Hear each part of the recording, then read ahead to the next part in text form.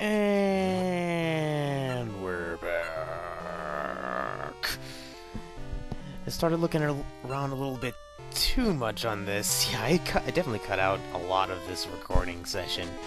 It went for about like an hour and a half, and yeah, all the content I'm getting out of this is about 45 minutes.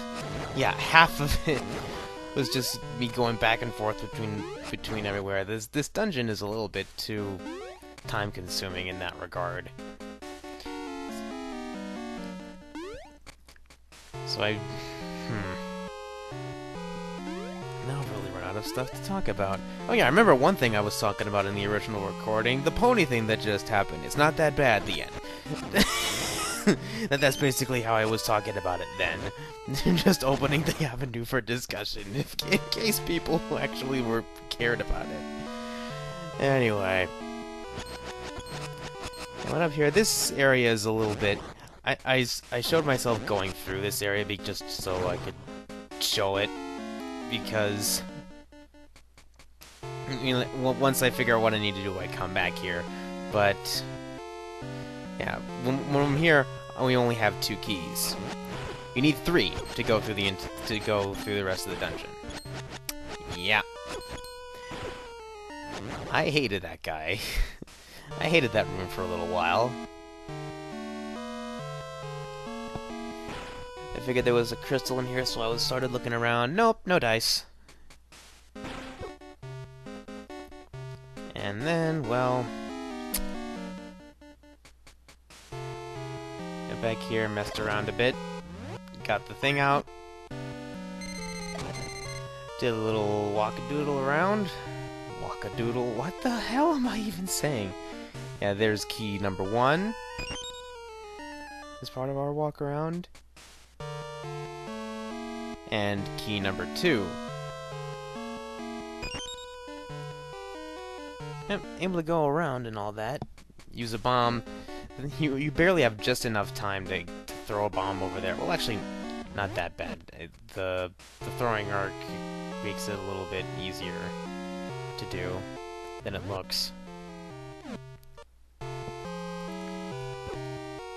Yeah, I looked around here a little bit. It's basically just there if you're stuck, essentially. I figured that's kind of a dick move right there. They have that block right there. You'd think it would push you, the jumping off would put you onto that block like it does for every other kind of thing like that. No, it puts you in front of the block. It's like, yeah. That's a whole other way to talk about blocking, isn't it? I don't know what this voice is anymore. I can't think of it now. It went from the friggin' 20s gangster to Tim Curry. What the hell? And some people watching this might say, "Oh, you might want to go to post commentary." No, I don't. I much prefer having my my blind reactions to this game than I do commenting over it. At least since, because, like, I don't know, it's what a blind playthrough is supposed to be. But you're supposed to get the reactions and all that. But anyway, yeah, back here, go up here. After going that whole roundabout with that, hit the switch. I need another friggin' key. Cue another cycle of me going back and healing at the ferry, and I find myself back at this puzzle, and I derp around with it for the Kingdom of Mario for too long before actually looking up that I need to just do that really quick. And I just cut to back here, again with this stupid freaking mic. At this point, I was thinking, okay, I probably shouldn't do this twice, but I decided to do it anyway. I wasted all my bombs getting rid of this friggin' knight, and eek. I was about to have another Moblin King incident on me here. Thankfully, I survive it pretty much intact. Barely any hearts, but pretty much intact. I would have really liked for there to be a way to kill those anti-fairies. Anyway.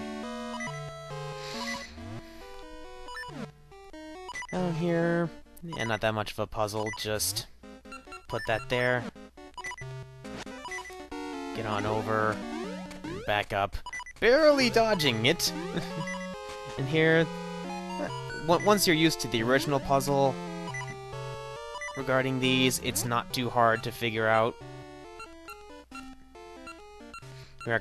Most of them you're able to use the other blocks here to your advantage, as opposed to just the Samaria block. And these are already conveniently placed for you, the yellow ones, I mean. I was wondering, I was worried for a minute that doing this would have, like, I would have needed, there was a specific colors that I needed there. But thankfully that wasn't the case. I almost, when I did this, I almost forgot to push the thing down to block that blue block. I think I did this in one of the quicker ways possible. I'm sure there are plenty of possible ways. I'm not sure. Like I said in the thing for the community verses, I'm sure that there are faster ways to do stuff, but I'm not a speedrunner, so I don't go out of my way to look around. I think I called that the nightmare key again in the original recording of this.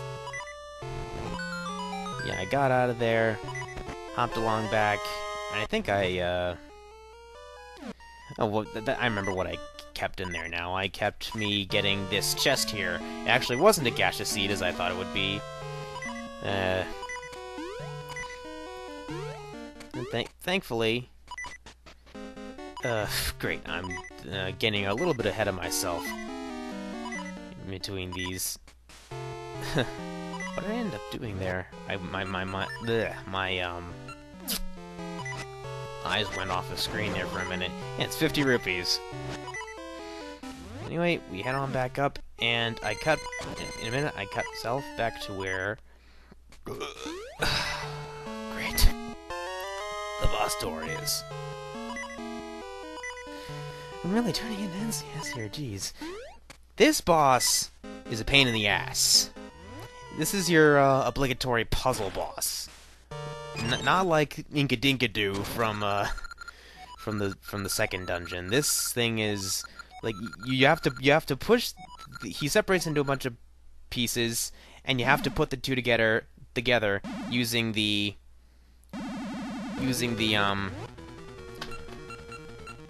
Cane of Samaria. That button in the corner there ended up messing me up because I thought you had to like hit it when they were close to each other, and it took me way too long to figure out that you needed to, that it didn't matter whether that pushing the button with the Samaria block immediately reset it, so it didn't matter whether you were stepping on it or using the Samaria block. It just, it was dumb. It was every level of dumb. The most annoying part about this guy is those electricity cloud things that he shoots, because they all shoot at the same time. And if you get wrong, it resets and he takes he takes a heart away. But for whatever reason, he stops after a while, which is the weirdest thing. Along with the fact that every time the blocks reset, the music resets as well, which doesn't really make that much sense.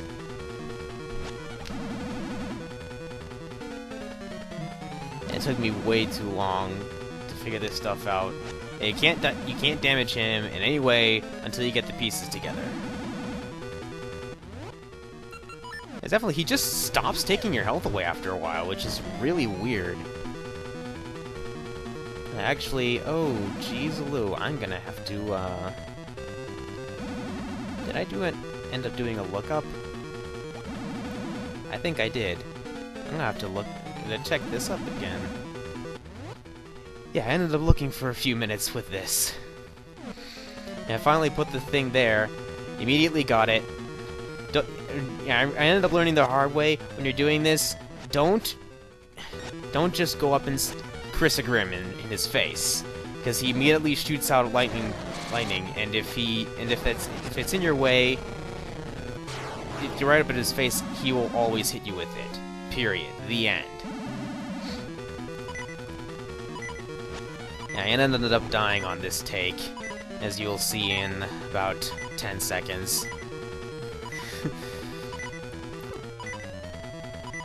Actually, once I die here, I'll just come back to the part that I was, do another little cut.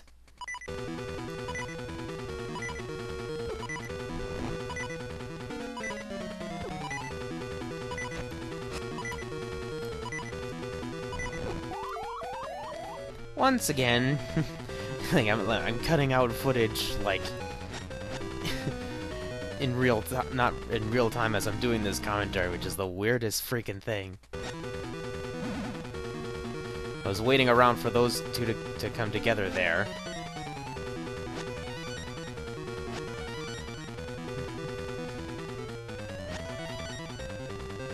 And this boss is really tricky, and for the dumbest of reasons, too. It took me a while to figure out that you could stall them with your sword, so you don't have to just wait around for their paces to actually meet, for them to join together.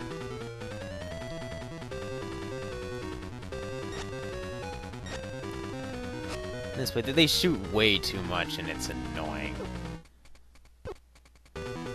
Try pushing it up there, that didn't work.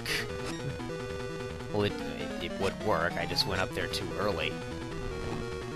But that just kept narrowly missing.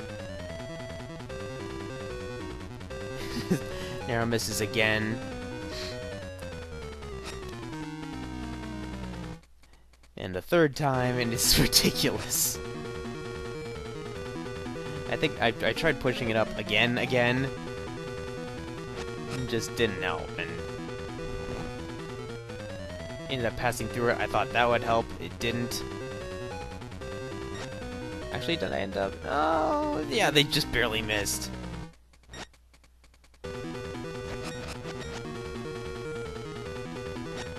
Just lived there. I started stalling him. I still didn't learn after that first. Well, I did, but I just narrowly avoided him. Yeah, he has 4 phases, I'm pretty sure. Phase 3 is pretty straightforward. Does you just have to really time your moving the guy over?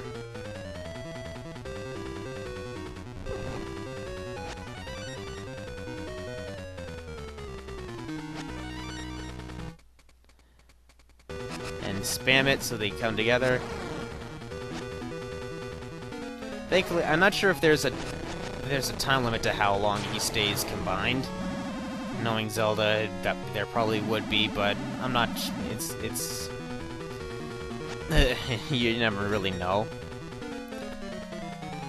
This one's also rather straightforward. It's just it looks intimidating because of how large it is, to how spread out it is, rather. It's easy to get these two, to get the two on the left to move over. Yeah, if you end up stranding him, one of the guys, he ends up going back to his original spawn point. I got those there together, and somehow he ended up on the other the other end. So I Chrisagrim spammed the guy here. It's a little ill because I ended up hitting them both. So I started spamming him from the bottom, and just spam so I could kill him this way. Thankfully, that was his last phase, and we won the dungeon. Thankfully. After like 4 or 5 times going between the fairy outside. This is called the Sacred Soil for some reason, but it doesn't make any sense because that is not soil. That clearly looks like a plant.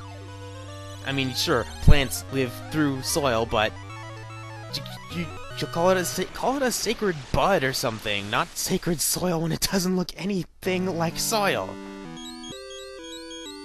And this is kind of redundant. Maku tells you where to go,